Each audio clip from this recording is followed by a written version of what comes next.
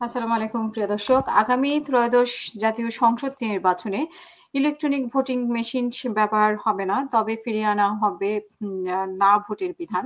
এমনটাই জানিয়েছেন আজকে নির্বাচন কমিশনার আবুল ফজল মোহাম্মদ সানাউল্লাহ। উনি আরো বলেছেন যে গণপ্রতিনিধিত্ব আদেশ ২০২৫ এর খসড়া চূড়ান্ত হয়েছে। এতে আইনশৃঙ্খলা বাহিনী সংখ্যায় সশস্ত্র বাহিনী বিভাগকে অন্তর্ভুক্ত করা হয়েছে এবং ইভিএম প্রকল্প বাতিল করা হয়েছে। নতুন বিধান অনুযায়ী কোনো আসনে একজন প্রার্থী থাকলে তাকে বিনা প্রতিদ্বন্দ্বিতায় জয়ী ঘোষণা করা হবে না, বরং তাকে না ভোটের বিরুদ্ধে প্রতিদ্বন্দ্বিতা করতে হবে। যদি না ভোটের ভোট বেশি হয়, তবে সেই আসনে পুনরায় আবার নির্বাচন হবে। সমান ভোটে উম বি নির্বাচন। ২ প্রার্থী যদি সমান ভোট পায়, তাদের লটারি নয়, সেক্ষেত্রে পুনরায় নির্বাচন হবে।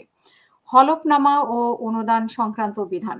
হলফনামা দেওয়া তথ্য মিথ্যা প্রমাণিত হলে নির্বাচিত হওয়ার পরেও ৫ বছরের মধ্যে নির্বাচন কমিশন ব্যবস্থা নিতে পারবে এবং প্রয়োজনে সদস্য পদ বাতিল করতে পারবে। প্রার্থীরা ব্যক্তি বা প্রতিষ্ঠান থেকে সর্বোচ্চ ৫০ লাখ টাকা পর্যন্ত অনুদান নিতে পারবে, তবে তা অবশ্যই ব্যাংকের মাধ্যমে গ্রহণ করতে হবে।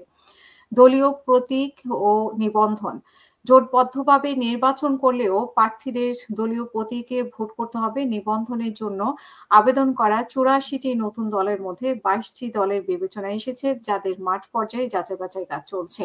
এছাড়াও ৮৩টি সংসদীয় আসনের সীমানা নির্ধারণ নিয়ে আপত্তি পেয়েছে নির্বাচন কমিশন। এই হচ্ছে নির্বাচন কমিশনের সর্বশেষ রিপোর্ট। আবারও কথা হবে এ নিয়ে। সবাই ভালো থাকবেন। আসসালামু আলাইকুম।